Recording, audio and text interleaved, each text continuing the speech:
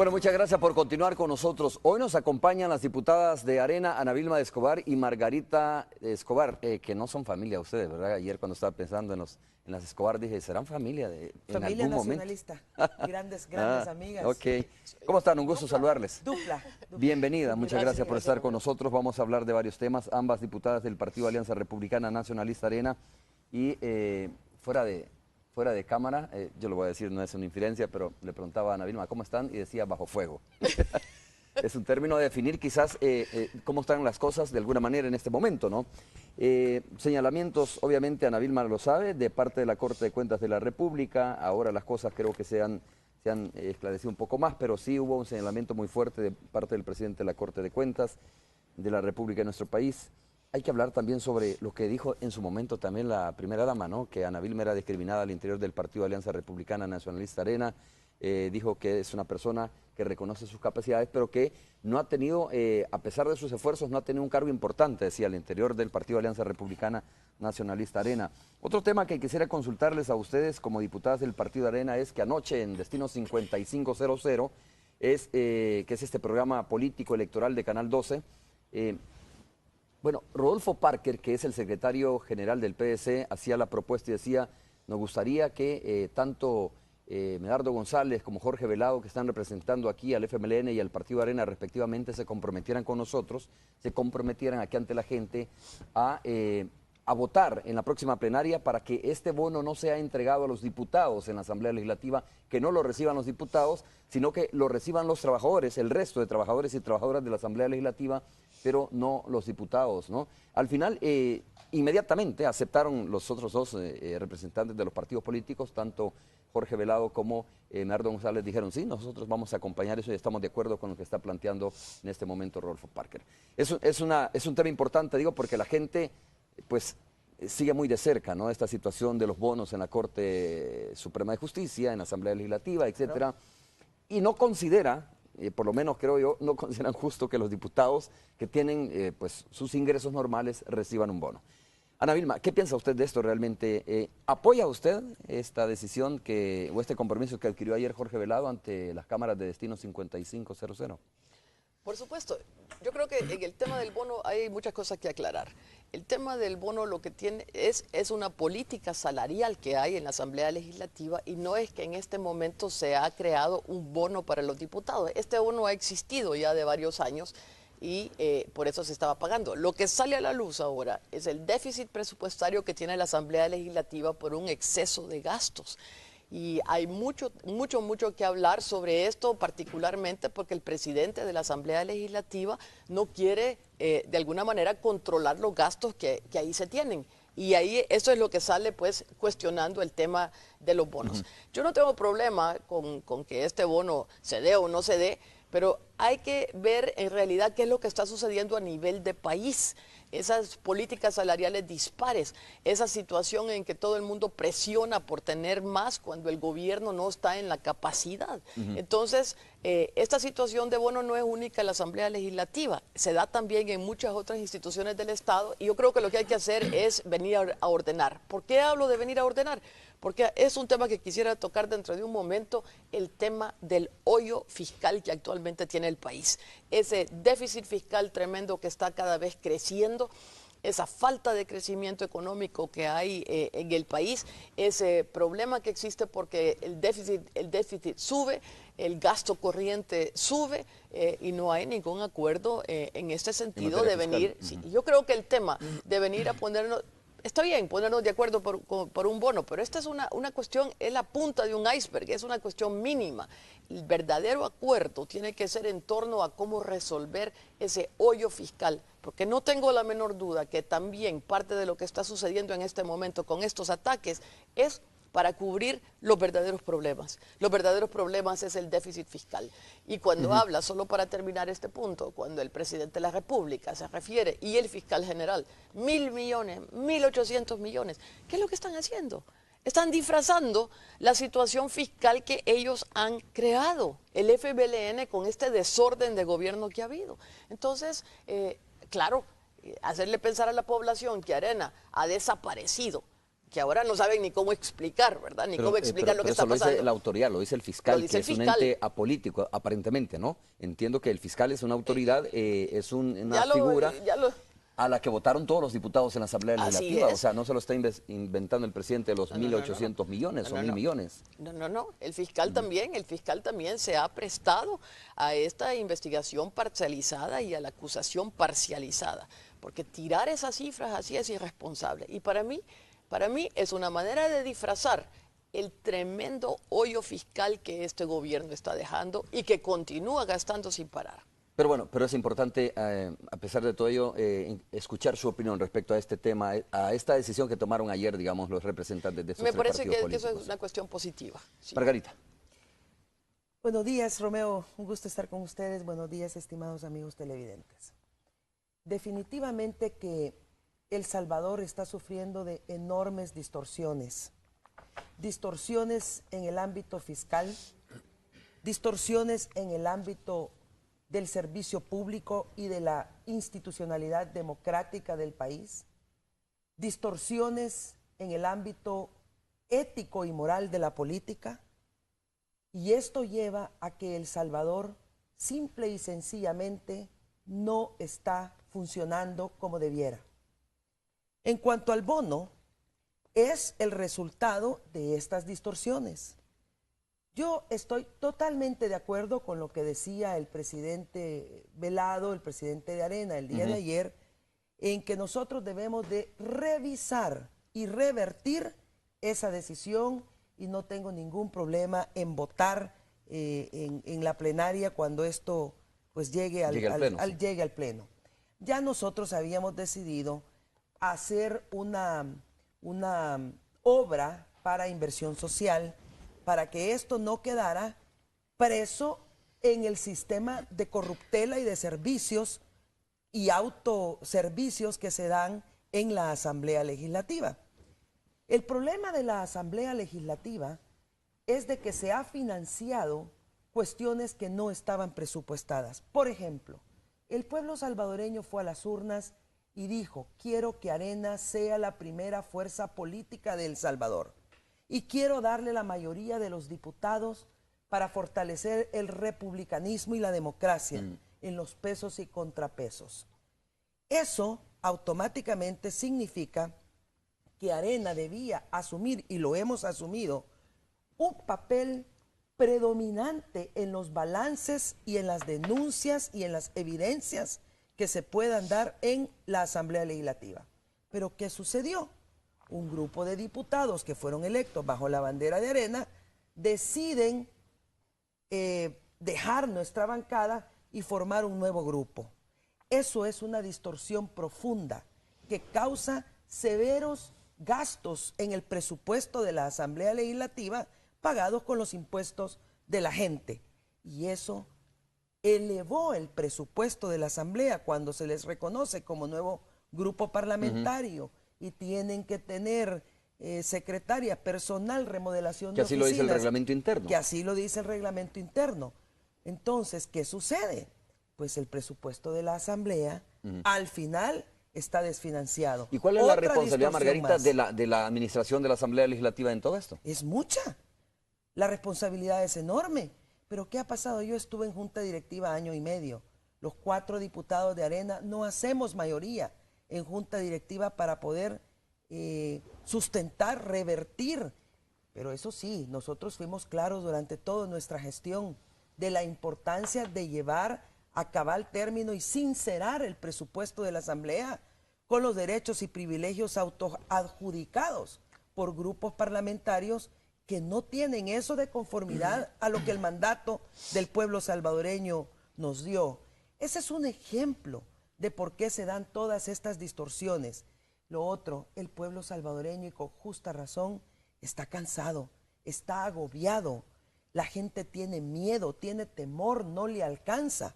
Y claro, ve esto desde el estamento político, produce un enorme rechazo. Nosotros estamos conscientes de esto, vamos a ver cuál es la mejor manera para que una vez esto se revierta, Se debería no de vuelva legislar a caer nuevamente, en el río revuelto ajá. de los intereses del Porque FMLN. esto, Margarita y Ana Acuérdese Vilma, que viene es desde otra- las administraciones también anteriores, ¿no? El tema del bono. Pero mire, ¿Ya? Entonces se debería de legislar sobre esto, dejar más claro cómo se establece este bono del escalafón es mismo. que el problema no es el bono. Hoy sí es un problema porque no está financiado. Pero el problema es que una institución más gobernada por el FMLN, como es la Asamblea Legislativa, muestra que el FMLN no puede gobernar, no puede administrar, lleva las cosas a déficits increíbles. Así es de que lo que tenemos que cuidar nosotros ¿Qué no son es que al decisiones de junta revertir- directiva? Sí, ¿O me equivoco? Pero no tenemos mayoría. Pero no tenemos No tenemos mayoría. mayoría. Es el mismo Unidad, Bloque y el FMLN los que tienen estas mayorías. O sea, Y las u- mismas componendas que se dan. Y una cosa más, nosotros tenemos que cuidar que una vez se revierta este bono, que esto no vaya a caer en el mismo río revuelto de los intereses del FMLN.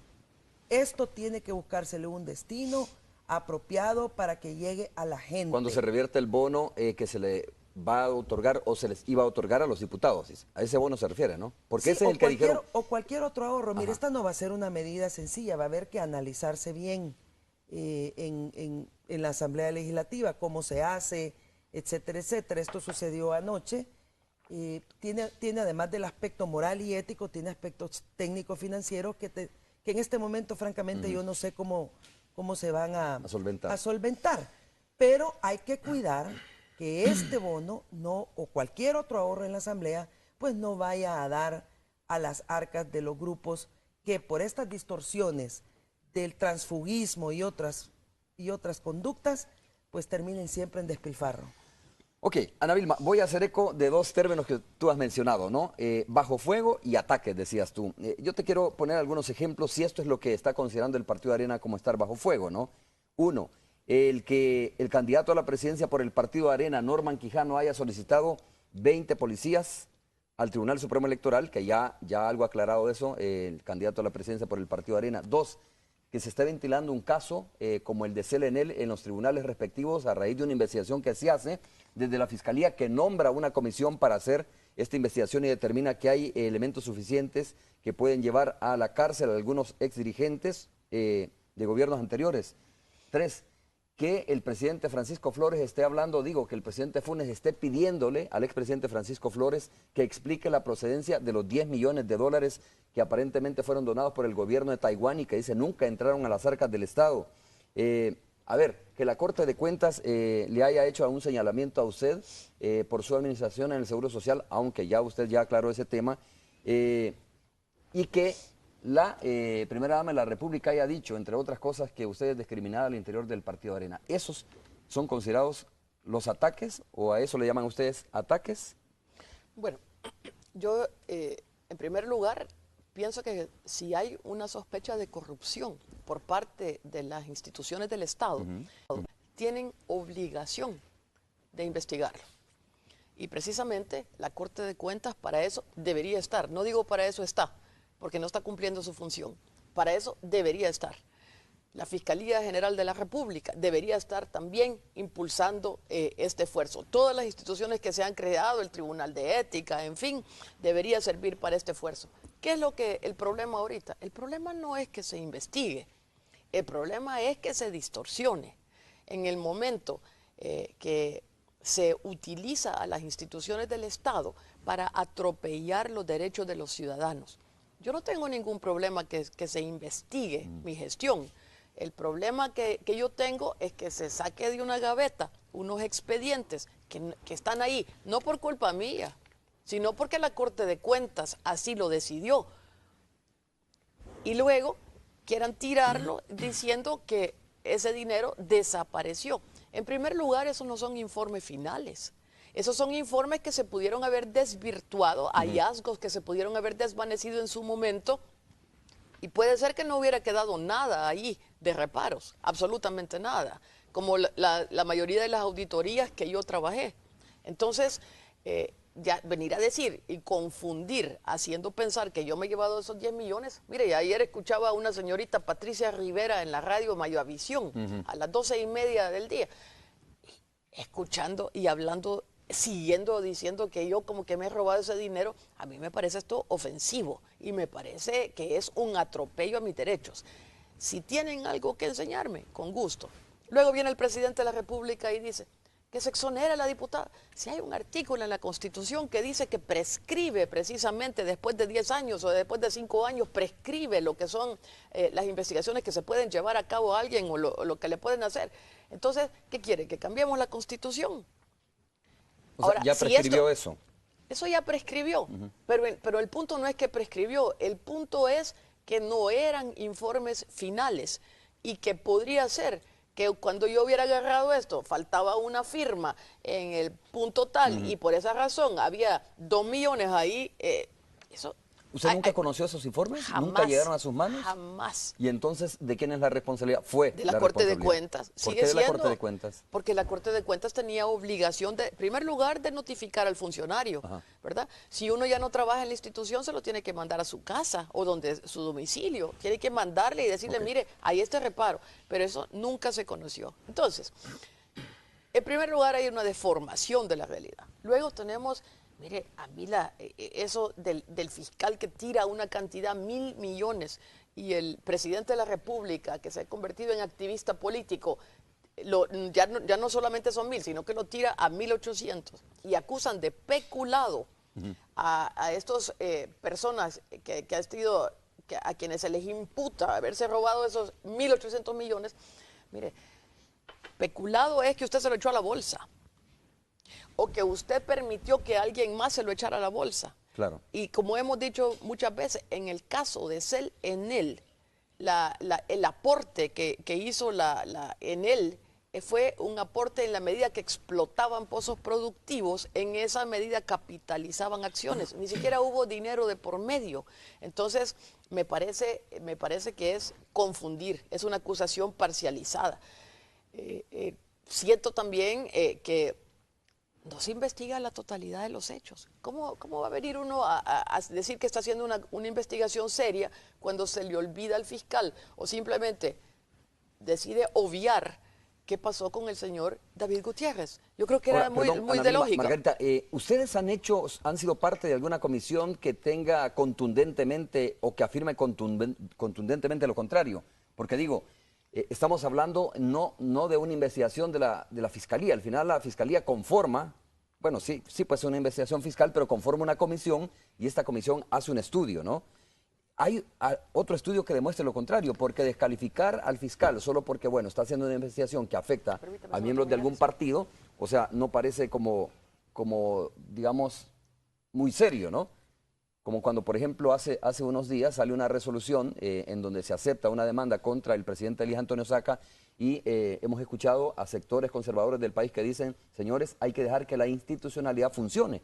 Perfectamente, Saca pudo haber dicho, es parte de una persecución política, de hecho así lo dijo. Y por el otro lado, hoy que la Fiscalía está haciendo una investigación y que instituciones como la Corte de Cuentas están haciendo investigaciones, estos sectores conservadores salen inmediatamente a descalificar el trabajo de estas instituciones. Digo, ¿hay algún estudio de investigación de parte de otro sector que demuestre todo lo contrario, de que no es cierto, de que se haya perdido esta plata en Cel, de que no es cierto, por ejemplo, de que estos 10 millones de dólares nunca entraron a las arcas del Estado y que fueron a parar a un banco internacional? Sí. ¿Hay alguna investigación? Sí. Cuando usted dice si nosotros descalificamos al fiscal, no somos nosotros que descalificamos al fiscal. Sectores conservadores, decía. Sectores conservadores. Es él el que se descalifica. Es él el que hace una investigación parcializada. Y en ese momento él comienza a desvirtuar su propia función. De la misma manera que lo ha hecho el presidente de la Corte de Cuentas. Es él quien se descalifica al actuar parcializadamente. Yo creo que lo que se está ventilando ahorita en los tribunales y se está viendo precisamente que esto es un tema de responsabilidad civil, no penal, y además no han podido señalar, es que mire, Romeo, es que esos 1.800 millones salen ¿de dónde? Yo no tengo ningún problema en que salgan y digan, mira, aquí está, ¿ve? Así es como se sacaron. Y si eso sale, perfecto. El problema es que esto es simplemente utilizar cualquier cifra, es confundir. No es una investigación seria. Entonces, que vayan y que investiguen lo que tienen que investigar. Okay. Yo no estoy descalificando a la institucionalidad, al contrario.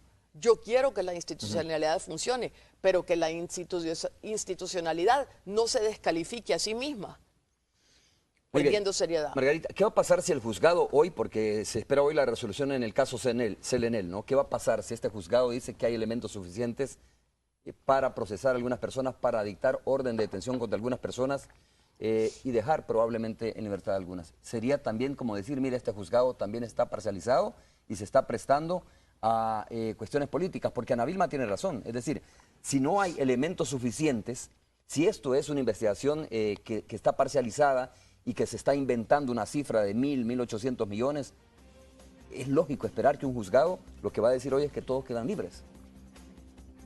Mire, Romeo, yo creo de que la corrupción debe de combatirse, pero debe hacerse seriamente, sistemáticamente, con la Constitución en la mano, con las leyes en la mano y con funcionarios que no vayan a prestarse a un momento electoral para hacer avanzar alguna tendencia política. La corrupción debe de perseguirse a todos los que la cometan, y esto no debe de ser hecha de manera exclusiva ni como un campo propagandístico para distraer los verdaderos problemas que tiene El Salvador. Yo no voy a anticipar, por supuesto, ningún juicio de valor sobre lo que pueda o no pueda decir los juzgados. Será este día, les compete a ellos. Pero sí le puedo decir que la perversidad política evidente, que montan escenarios, que ocupan al presidente, que es el presidente de la República, divagando y distorsionando la realidad contundente de los salvadoreños, debe de parar. Y por eso estamos aquí. Por eso le hablamos al pueblo salvadoreño, para decirles de que El Salvador no puede continuar en esta comedia de shows políticos.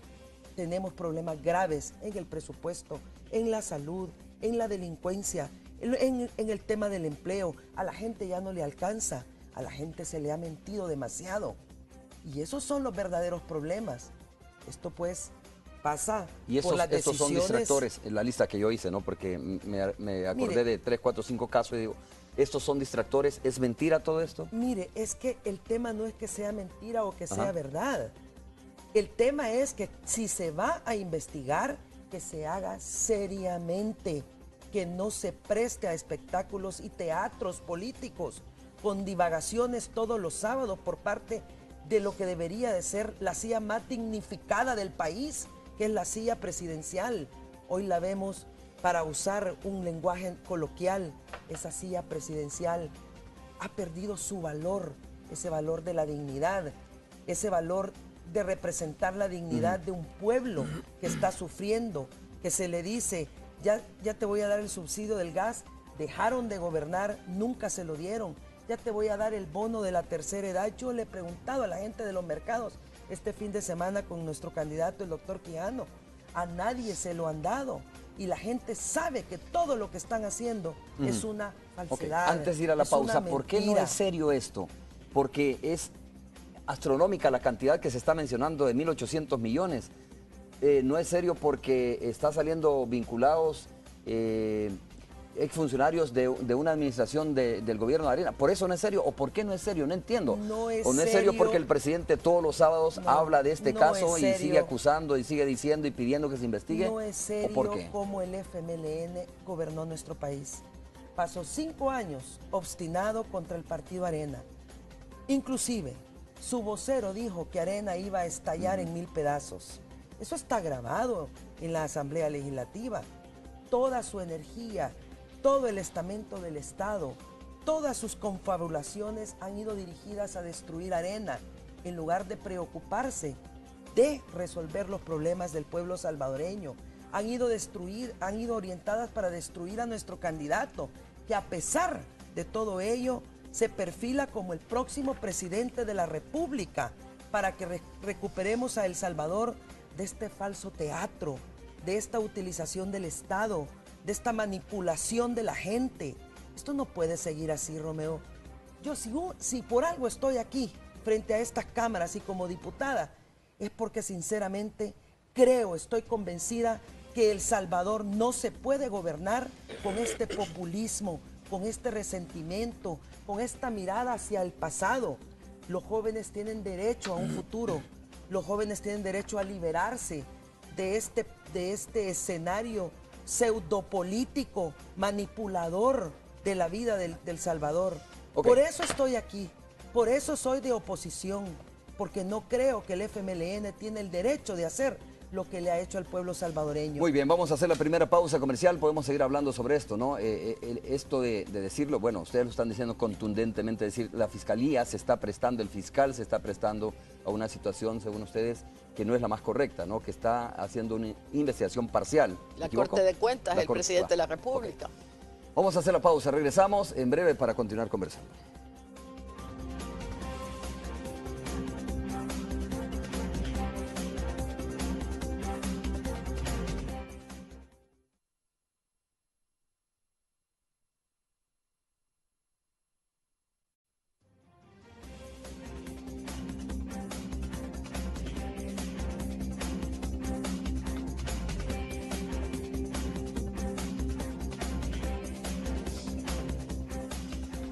Muy bien, estamos de regreso, estamos conversando con dos diputadas del Partido Alianza Republicana Nacionalista Arena, Margarita Escobar y Ana Vilma Escobar, están con nosotros esta mañana. Recuerdo yo que cuando comenzaron, Ana Vilma, a salir estos casos, se acuñó también el término de persecución política, ¿no? Siempre sucede esto en el marco de una campaña y también podría decir la población salvadoreña, bueno, esto es también parte de una campaña electoral que se diga que no hay culpabilidad, que se está haciendo un trabajo imparcial, etcétera. La gente lo puede tomar, digo, como eso, como parte del calor político del momento, ¿no? El mismo hecho de que Arena diga que se está haciendo una investigación parcializada, el mismo hecho que se diga que hay una persecución política, que se diga, entre otras cosas, como tú mencionabas, estamos bajo fuego, ataques, puede tomarse como eso, como puede también tomarse como campaña política estas investigaciones que se están haciendo, que yo particularmente insisto, viniendo de la Fiscalía tendríamos que darle crédito, porque si no le damos crédito a instituciones como la Fiscalía General y viniendo de instituciones del Estado, tendríamos nosotros que darle crédito antes de emitir cualquier opinión y descalificar cualquier opinión. Pero ustedes obviamente tienen más elementos probablemente de juicio para decir, por estas características, por estas señales, se trata precisamente de una situación amañada o parcializada. Yo le voy a dar crédito cuando digan de dónde salen los 1.800 millones. Ya que están hablando de 1.800 millones y el presidente de la República lo dice así tan fácil, que diga cuáles son los 1.800 millones. Yo le voy a dar crédito cuando el presidente de la República comience a ser respetuoso, no llamarle corrupto a cualquiera, ladrón, ignorante, me dijo el otro día, porque dijo que yo no sabía nada de electricidad, pobrecito. Cualquier cosa le dice al senador Leahy, ¿verdad? Descalifica a la embajadora de los Estados Unidos con calificativos que no vienen. ¿Cómo? No puede comportarse un presidente de la República como que es un reyesito, ni tampoco un presidente de la Asamblea Legislativa como que son reyesitos intocables. Esto ya no lo queremos. Entonces, que se investigue lo que se tenga que investigar, pero que se haga de una manera seria. ¿No es responsabilidad del presidente denunciar estos casos y exigir investigaciones? Naturalmente, y me parece bien. Pero yo creo que los 1.800 millones que me digan de dónde salen y yo voy a estar más clara de los hechos. Hoy por hoy, además de que vivimos en una campaña presidencial, además de que están muy apretadas las encuestas porque lo están, y el FMLN está ahorita apoyándose con los fondos del ALBA, apoyándose con los fondos del FMLN como partido, apoyándose con los fondos del presidente Saca, que también está contribuyendo a esta campaña con el gobierno. Sin embargo, no han logrado que su candidato despegue o que se despegue del candidato Norman Quijano. Y el otro punto, ¿qué pasaría si no ganan las elecciones? Hay un problema serio para el presidente Mauricio Funes, un problema serio para el expresidente Saca, porque hay muchas acusaciones de corrupción en sus mandatos. Y el otro tema es que el FMLN quiere a toda costa ganar estas elecciones y sabe que el hoyo fiscal que actualmente tienen, el déficit fiscal que ha subido a 600 y pico millones de dólares, a pesar de que ha subido en 10% la recaudación tributaria, no logran de ninguna manera ordenar la casa. No ha podido lograr crecimiento económico, no logra tener los fondos del Fomilenio, no logra que en este país se genere empleo, no logran detener la inseguridad. Y esto los tiene sumamente preocupados porque les va a afectar la campaña. Margarita, esto parece contradictorio y digo, cuando se dice, mire, este país está tan quebrado, la casa está tan quebrada, que yo lo que quisiera es abandonarla, ¿no? Sí. Debería ser la actitud del FMLN, decir, mire, el hoyo fiscal es incontenible, no se puede remendar, no se puede sellar, no se puede reducir, por lo tanto, yo me voy. Y digo, no me voy a echar este trompo a la uña por segunda vez cuando sé que viene un desastre. Digo, parece un poco contradictorio, pero al contrario, entiendo que, como todos los partidos políticos, el FMLN quiere ganar las elecciones. Y el otro punto es, digo, si el presidente de la República no pide, como mandatario de este país, no exige que se explique dónde están estos 10 millones de dólares que aparentemente vinieron como donación, si el presidente de la República no exige que se investigue un caso como Selenel y todos los casos que puedan venir, digo, ¿no estaría cayendo el presidente en complicidad y negligencia como mandatario al no exigir eso y quedarse callado? Repito, la corrupción debe investigarse y precisamente lo que no puede hacer un presidente de la República es crear un escenario político para distraer precisamente los problemas del gobierno del FMLN. El FMLN ha llevado a El Salvador a que asistamos a la peor crisis de verdad. Aquí hoy el delincuente vale más que el honesto trabajador. Aquí pactó con delincuentes y le mintió al pueblo salvadoreño. Aquí los corruptos persiguen a los inocentes. Aquí en El Salvador se le dice al pueblo salvadoreño que están mejor cuando la calidad de vida bajó de manera estrepitosa. Aquí el gobierno le dice, mire, yo le voy a dar a usted el subsidio del gas cuando le faltan 80 días para que terminen de gobernar porque las elecciones ya vienen. Aquí en El Salvador, ahora el cambio del FMLN resulta ser que la mentira se convirtió en verdad, que la manipulación se convirtió en justicia, que la institucionalidad democrática se convirtió en la herramienta para su propio poder.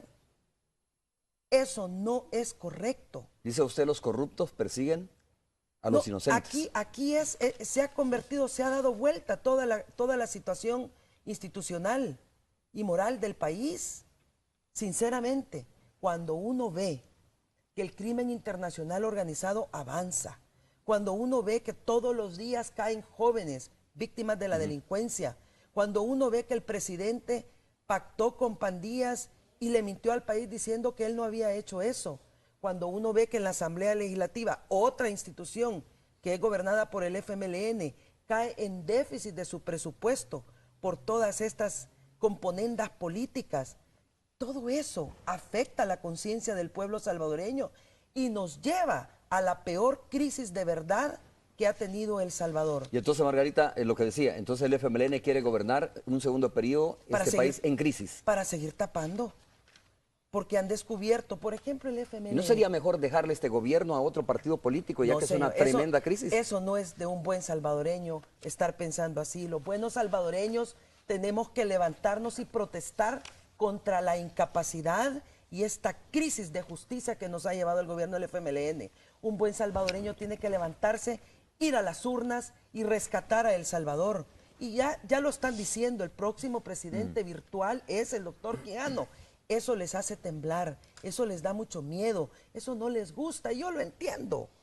Pero también tienen que comprender de que El Salvador no puede seguir en este rumbo. Tenemos que dar un giro de 180 grados. El doctor Quijano también ya dijo varias cosas importantes. Uno, que va a gobernar para todos los salvadoreños. Dos, que es necesario crear puentes para hacer un plan de nación. 3, que es necesario ordenar las finanzas públicas. 4, que es necesario implantar la austeridad en El Salvador para que el último centavo del dinero público llegue a la gente, a ese pueblo que lo está necesitando. Y ha planteado además un plan país que tiene las soluciones en todos los ámbitos que hoy estamos esta mañana conversando. no todo es crítica. Aquí hay propuestas, aquí hay formas como rescatar a El Salvador. Este informe ustedes lo pueden accesar en la página web de Plan País.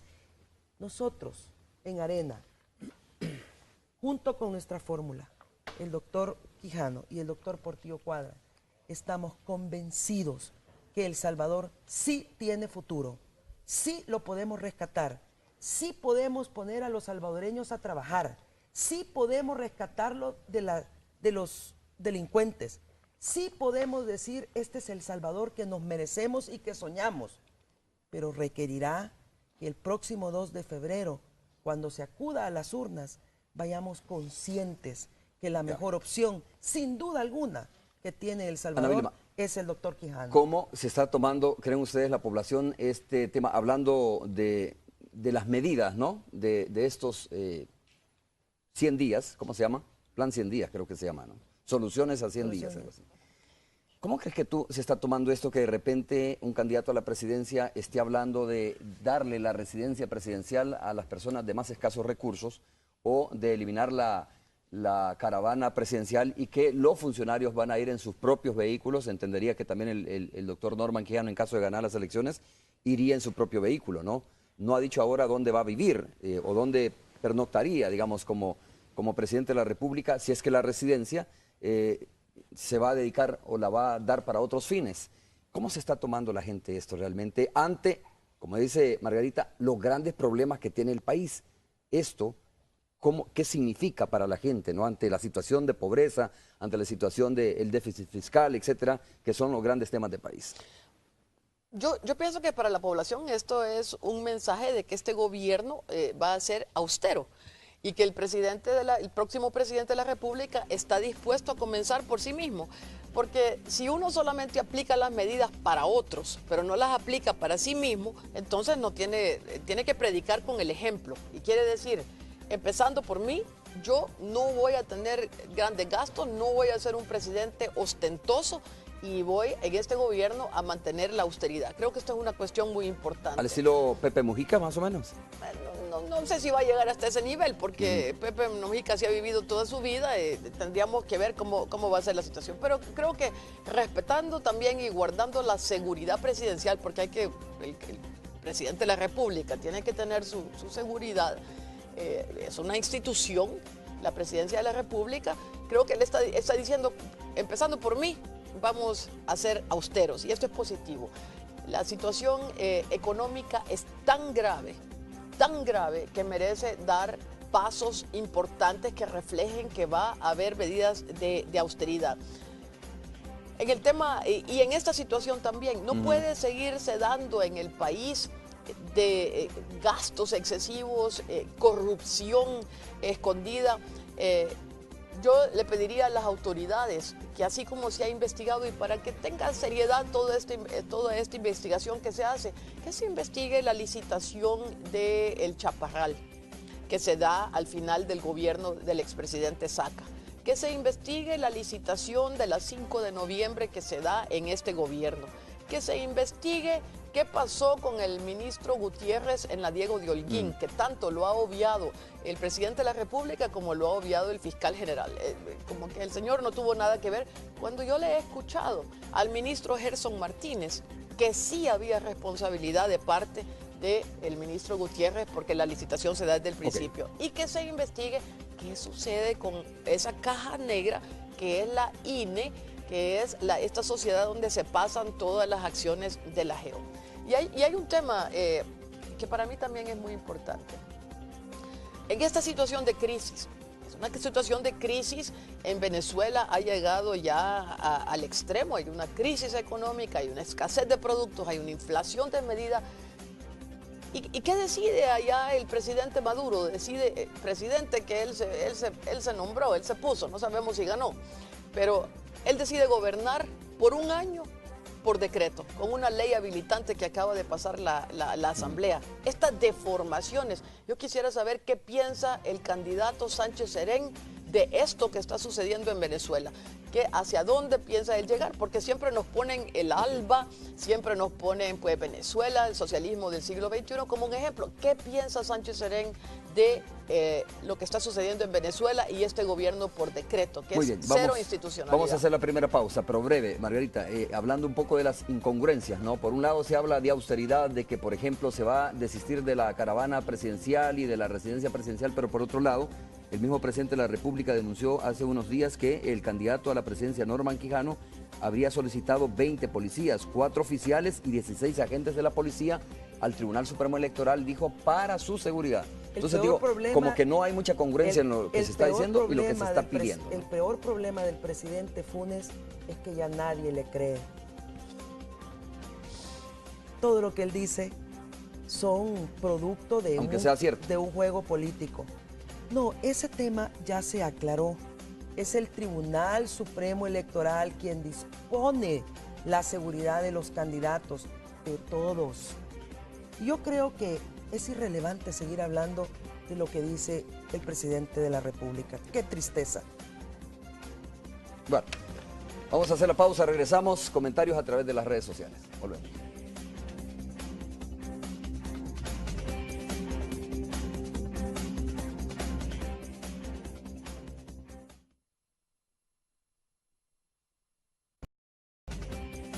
Muy bien, estos son algunos de los comentarios a través de las redes sociales. Miguel Salinas pregunta, ¿darán continuidad a proyectos de izquierda como Ciudad Mujer? Es lo que les consulta. También Carlos Alfonso dice, ¿cuál será la logística a emplear para las personas que necesiten el albergue presidencial? La demanda sobrepasa la oferta, dice. ¿Será posible que 20 habitaciones y un semáforo sean suficientes para superar la falta de viviendas? Es el comentario de Chamba Martínez. Y el último, debido al tiempo que tenemos, es... hay que decirles la verdad, que digan por favor la verdad por la investigación de los fondos del Seguro Social, es lo que comenta Lázaro Torres. Regreso contigo, Romeo. Muchas gracias. Bueno, las preguntas es cómo sería la logística para albergar en la residencia presidencial a tantas personas de escasos recursos, dice uno, pero el otro dice, Ana Vilma, hay que decir la verdad sobre el tema del Seguro Social y estos expedientes que se encontraron en la Corte de Cuentas. Comienzo contigo y ya desde ya agradecerles a ustedes su presencia. Yo no tengo ningún problema con que se vean los expedientes, pero aquí la responsabilidad está en la Corte de Cuentas y el propio presidente de la Corte de Cuentas, cuando le hice una visita cordial, él mismo reconoció... Algo cordial. Algo cordial. Él mismo reconoció que no tenía ninguna responsabilidad yo y que me eximía de responsabilidad. Y después el presidente de la República dijo que yo era una funcionaria correcta y honesta. Y la primera dama también me salió defendiendo. Entonces, aquí no hay acusaciones contra mí porque no tienen base. Y si las tienen, sáquenlas. Pero no tienen. Ok. Margarita. Sí, los programas sociales continuarán y se fortalecerán. El doctor Quijano ha sido enfático que la prioridad para hacer ahorros en el gasto público es precisamente para que llegue a la familia salvadoreña, a la familia más desproveída de recursos y de muchas necesidades. Yo quiero terminar este programa, Romeo, con una nota muy positiva. El próximo presidente virtualmente, ya y así lo dicen las encuestas, es el doctor Quijano. Y ese será el momento del renacer de El Salvador. Plan País es la base para ese renacimiento, con un pueblo salvadoreño con esperanza y con futuro. Ok, muchas gracias Margarita por haber estado con nosotros. Ana Vilma, también muchas gracias por habernos acompañado. Gracias, Romeo. Un gusto estar acá. Gran gusto y compartir con Margarita también. Vamos a hacer una breve pausa, regresamos ya para el cierre de Hechos AM aquí en Canal 2.